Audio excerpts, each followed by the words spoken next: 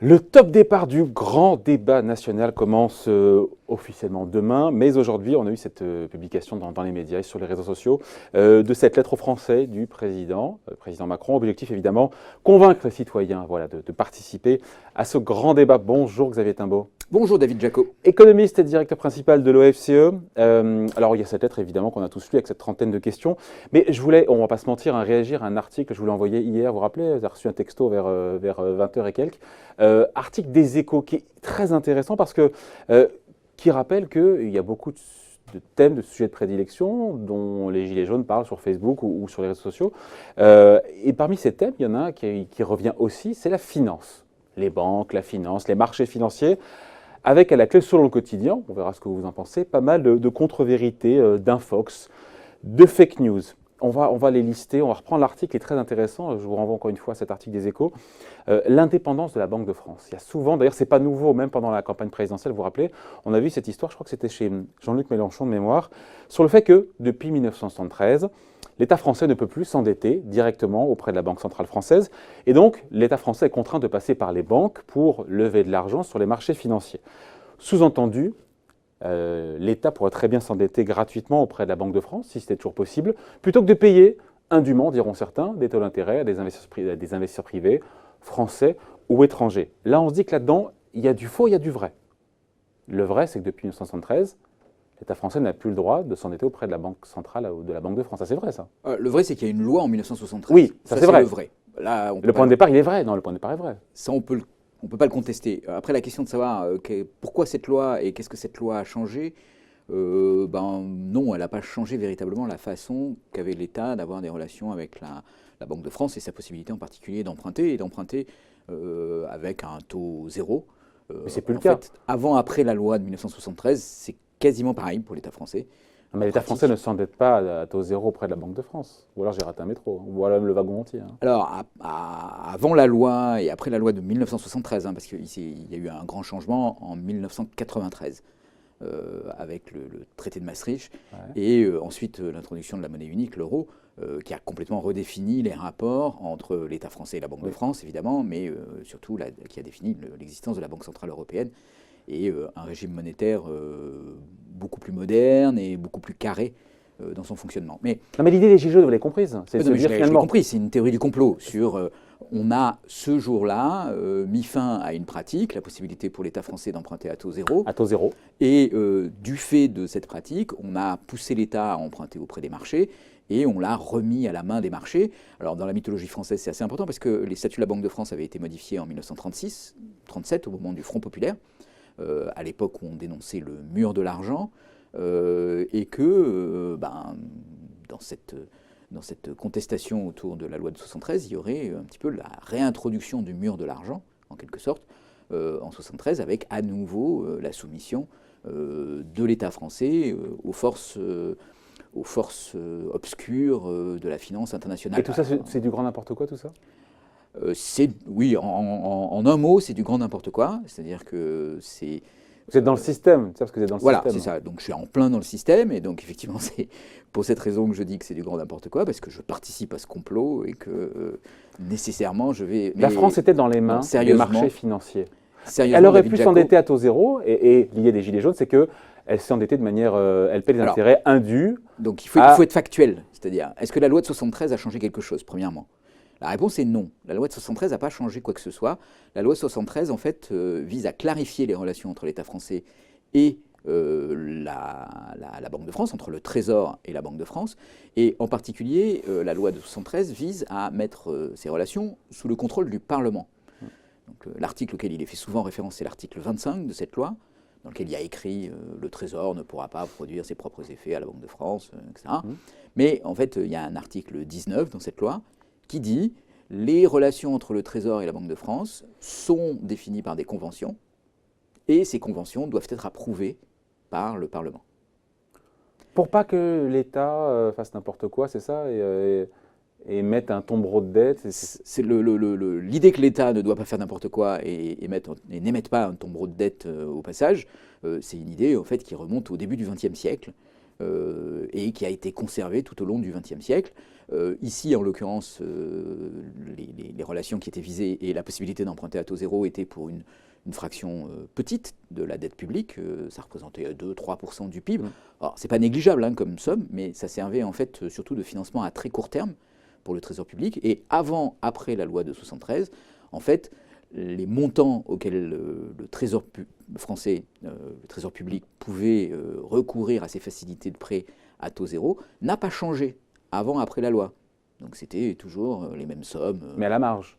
Mais c'est à la marge, c'est 2-3 Parce que points de l'idée PIB. qui peut paraître pas délirante sur le papier, de dire que finalement, si l'État français s'en était à taux zéro auprès de la Banque de France, on n'aurait pas 40 milliards d'euros à rembourser tous les ans si en vous voulez, intérêt. Ça peut s'entendre, ça. On peut entendre ça, mais en tout cas, il serait faux. Il y a d'autres pays dans le monde qui font ça, d'ailleurs.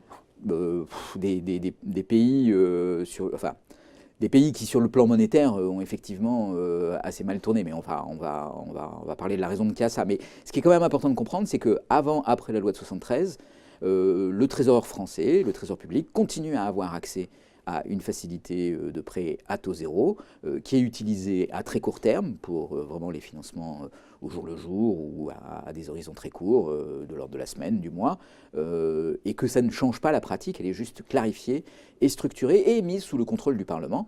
Donc de ce point de vue-là, il y a plutôt plus de démocratie dans ce processus qui était jugé peu transparent avant la loi de 73 qui rend la Banque de France indépendante du pouvoir politique. Qui ne la rend pas indépendante du pouvoir politique, en l'occurrence en 73. L'indépendance de la Banque centrale, c'est vraiment 1993 et le traité de Maastricht. Mais en 73, c'est vraiment, ça le met sous le contrôle du Parlement.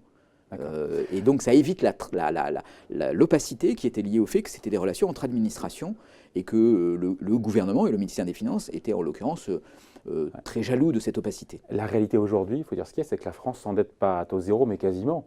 Avec ce qu'a fait la Banque Centrale Européenne. Ceux qui voient que la France s'endette pour pas cher, on y est. Est-ce qu'on va y rester? Ça n'a pas toujours été le cas dans l'histoire de la France, mais en tout cas, ça fait un moment qu'on y est là. Voilà. Alors après 73, il y a une étape importante qui est que, en particulier après le premier choc pétrolier, mais surtout après le ralentissement économique qui n'est pas lié au choc pétrolier en fait, qui se produit dans les années 70, la France se retrouve avec une dette importante et un déficit élevé, et une dette donc importante. Et à ce moment-là... qui paraît illégitime auprès des Gilets jaunes. Bon, ça c'est une autre question de savoir si elle était légitime ou pas, mais elle a été votée par le Parlement chaque année. Donc à ce titre-là, dès qu'on est républicain, cette dette est vraiment une dette républicaine et de la Ve République en plus. Donc on peut remettre en cause la légitimité du Parlement, mais là il ne s'agit pas de choix opérés par des banquiers dans un bureau en mettant sous pression un gouvernement, mais il s'agit de choix qui ont été votés année après année par des parlements de façon tout à fait délibérée. Je vais dans le sens des Gilets jaunes volontairement. Est-ce que la France se porterait mieux si toute sa dette aujourd'hui était... elle empruntait via, encore une fois, la Banque de France à taux zéro? C'est contraire à tous les traités, c'est contraire à tout ce qu'on veut. Mais est-ce qu'on irait mieux aujourd'hui? C'est ça finalement qui est derrière. Donc ce qu'il faut comprendre, c'est qu'à partir du moment où il y a eu cette dette importante, le financement de cette dette a été fait par recours au marché dans les années 80-90, plutôt que par endettement auprès de banques, qu'elles soient privées ou que ce soit la Banque centrale. Alors la raison qu'il y avait à ça, c'était d'éviter l'inflation. Il y a un grand moment dans l'histoire économique des pays développés, c'est la lutte contre l'inflation dans les années 80, avec l'idée que c'est la Banque centrale qui est en charge de lutter contre l'inflation, et que pour lutter contre l'inflation, elle doit limiter la création monétaire, et que financer l'État de façon illimitée à taux zéro, ça veut dire de la création monétaire. Faire revenir l'inflation. Et donc de l'inflation. Alors il faut bien comprendre ce que c'est que cette inflation. Cette inflation, c'est la taxe inflationniste. C'est-à-dire que oui, quand un agent économique particulier, l'État, a la possibilité d'imprimer de la monnaie par la dette publique à taux zéro de façon illimitée, ce que ça veut dire, c'est qu'en fait, les agents économiques vont subir l'inflation et vont payer une taxe inflationniste. La diminution de leurs revenus va être la contrepartie de l'augmentation des revenus par la hausse des prix. de l'État. Grignotée par la hausse des prix, et ce, de façon très diffuse, de façon très peu repérable, très peu quantifiable. Et donc, on ne sait pas qui paye cette taxe inflationniste. Est-ce que c'est les pauvres? Est-ce que c'est les riches? Est-ce que c'est les rentiers? C'est une manière indifférenciée, on va dire. C'est une manière très déguisée insidieuse et sournoise de prélever une taxation, puisqu'elle n'est pas votée directement par le Parlement, en fonction d'un certain nombre de critères, l'égalité devant l'impôt, la capacité contributive, qui sont des principes constitutionnels importants, mais elle est réalisée un peu par derrière. Donc l'indépendance de la Banque centrale, c'est une idée qui est née à ce moment-là, et elle correspond au fait non pas que la Banque centrale fait ce qu'elle veut, c'est pas ça l'indépendance, c'est pas une indépendance comme l'indépendance des États-Unis par rapport à l'Angleterre au XVIIIe siècle. C'est l'indépendance de la Banque centrale, ça veut dire que on essaye de déconnecter le lien entre le gouvernement et la Banque centrale en mettant la Banque centrale sous le contrôle du Parlement et avec un objectif qui est la stabilité des prix, qui s'applique au gouvernement comme aux gouvernés. Et cette stabilité des prix doit obliger l'État, quand il veut se financer, à expliciter qui paye le financement. Et donc, au lieu de le payer par la taxe inflationniste sans qu'on sache qui paye, ben, il faut que ce soit fait de façon explicite par des taxes et des impôts. Alors, c'est pas très étonnant hein, que toutes ces questions se retrouvent dans les Gilets jaunes. Il y a le ras-le-bol fiscal, le sentiment d'injustice fiscale. Donc l'idée qu'on pourrait avoir une espèce de solution qui va, Magique. en fait, magique, arranger tout le monde, est évidemment extrêmement séduisante, hein, de se dire ah bah, on n'a qu'à faire du financement monétaire et à ce moment-là tout sera possible et ça ne va rien coûter. Alors c'est une idée qui est évidemment séduisante, mais qu'il est importante de tout de suite écarter. Parce que ce financement monétaire, parce que, on le dit clairement, il conduira à une taxe inflationniste qui sera payée par quelqu'un. Et donc, il est temps par les plus pauvres. Alors, par les plus pauvres, par les rentiers, par ceux dont les pensions ne sont pas indexées, et elle ne sera pas payée par ceux dont les pensions sont... C'est très compliqué, en fait, de savoir à la fin qui va la payer. Généralement, effectivement, ce n'est pas les plus riches qui sont victimes des taxes inflationnistes, c'est effectivement plutôt la classe moyenne.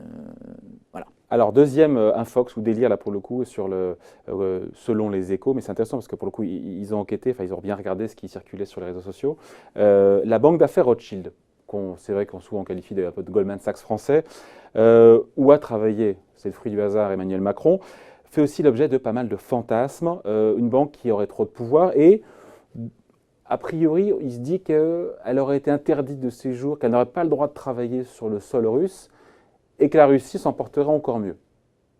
Oui, alors bon, évidemment, c'est faux, c'est-à-dire que la banque Rothschild n'a pas travaillé en Russie, qu'elle n'a pas été interdite, que l'économie russe ne va pas mieux, donc en fait, tout est faux dans la séquence.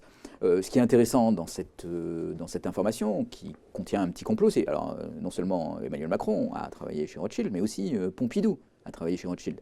Et la loi de 73 dont on parlait tout à l'heure, c'est Pompidou. C'est la loi qui est aussi appelée la loi Pompidou ou la loi Pompidou-Rothschild, pour bien rappeler que la boucle est bouclée, il y avait un lien entre Pompidou et Rothschild. Et Rothschild, dans l'histoire française, c'est une famille juive riche et donc qui nous ramène à l'antisémitisme du début du XXe siècle, dont on connaît sans aucun doute l'ensemble des dégâts et puis des côtés très nauséabonds que ça peut avoir. Donc voilà, on est effectivement dans cette boucle et là il s'agit de pointer du doigt encore une fois des financiers qui auraient un rôle néfaste. Alors, il est vrai aussi qu'on est après la crise de 2008, qu'on a beaucoup parlé des banquiers, de la finance globalisée, donc devenue folle, le terreau est plus favorable. Et donc, voilà, accuser aujourd'hui un banquier, c'est quelque chose qui paraît presque évident à tout le monde. Donc, il n'est pas étonnant que ces idées-là reprennent. Maintenant, voilà, la finance est un sujet complexe. La régulation de la finance est un sujet complexe. Ouais. C'est pas avec de l'antisémitisme en substance qu'on va s'en tirer, et c'est pas avec des idées toutes faites qui consistent à dire mettons en prison les banquiers juifs qu'il y aura une solution. C'est un raccourci, mais je pense que c'est un raccourci, mais le fond de la pensée c'est ce qu'il veut dire en fait. En toile de fond. Voilà. Troisième point, délire, encore une fois, là pour le coup. On en a parlé un petit peu vendredi avec Émilie, c'est cette méfiance, encore une fois, on le disait, des Gilets jaunes à l'égard du système financier, du système bancaire. Et il y a pas mal de groupes sur Facebook qui ont appelé les Français à vider leur compte en banque pour faire chuter le système bancaire français, mettre en difficulté le gouvernement, provoquer ce qu'on appelle donc un bank run, un défaut, une faillite des banques. À supposer que ce soit aussi facile que ça, est-ce que c'est vraiment intelligent comme stratégie, ça ? Bon, un bank run, est-ce que c'est intelligent comme stratégie ? Non, les banques sont assez indispensables au fonctionnement des économies. Quand il y a un bank run, en fait, on arrive à une panique bancaire et généralement, ce que font les gouvernements, c'est de soutenir le système bancaire pour éviter les effets négatifs du bank run. Alors, ce qui fait qu'il peut y avoir, au moment du bank run, ce mécanisme bien connu qui est les profits sont privatisés et les pertes sont socialisées, puisque Voilà, quand les banques présentent un risque systémique et menacent de mettre à bas une économie, bah, brusquement on les resolvabilise de façon à les faire fonctionner. Alors ça c'est une vieille idée qui a été très forte au 19e siècle, parce qu'on a connu beaucoup de bank run, beaucoup de panique bancaire, et du coup bah, c'est là aussi où on a commencé à mettre en place les banques centrales, dont un des rôles est précisément d'accorder un système de sauvetage et de secours aux banques. En dernier recours. En dernier recours, mais aussi et surtout de surveiller et de contrôler les banques. C'est-à-dire qu'en échange de ce potentiel sauvetage, les banques se soumettent à l'autorité de la Banque centrale qui peut les mettre en faillite quand elles sont plus solvables et qu'elles opèrent plus correctement. Bon, alors, est-ce qu'un bank run aurait un quelconque poids sur le gouvernement français aujourd'hui? Non. Par ailleurs, faire un bank run comme il était proposé en allant retirer de l'argent dans les distributeurs, ça ne peut pas marcher. Ça ne peut pas marcher parce que, en fait, d'abord, les billets représentent une part faible des dépôts. Donc, en fait, il n'y a pas matériellement la possibilité de retirer les et montants de sont pas assez transformer importants. les dépôts en billets. Il n'y a pas assez de billets. Les distributeurs de billets ne peuvent pas distribuer autant de billets que ça. Vous avez des limites. C'est plafonné, les plafonds partout. Plafonné, d'une part. D'autre part, il existe plein de mécanismes qui permettent aux banques de subvenir à leurs besoins quand on retire beaucoup de billets. Et puis ces billets, vous n'allez pas les garder chez vous, vous allez forcément à un moment donné les dépenser. Et en les dépensant, ils vont retourner à la banque. Ils retournent à la banque. Ce qui fait que, voilà, faire un bank run, c'est possible, hein, ça s'est produit en 2008, mais c'est aujourd'hui beaucoup plus compliqué que de retirer de l'argent sur un distributeur. Ça demande des banquiers, en fait, pour faire un bank run aujourd'hui, tellement c'est compliqué. Voilà, on voulait remettre un petit peu les points sur les i sur tous ces fantasmes et délires qui circulent sur les... Tout n'est pas jeté, mais en tout cas sur ces trois éléments-là, c'est clair que voilà... il y avait matière à mettre un peu les choses d'équerre. Merci pour ces explications. Xavier Timbaud, donc économiste et directeur principal de l'OFCE. Merci. Merci David.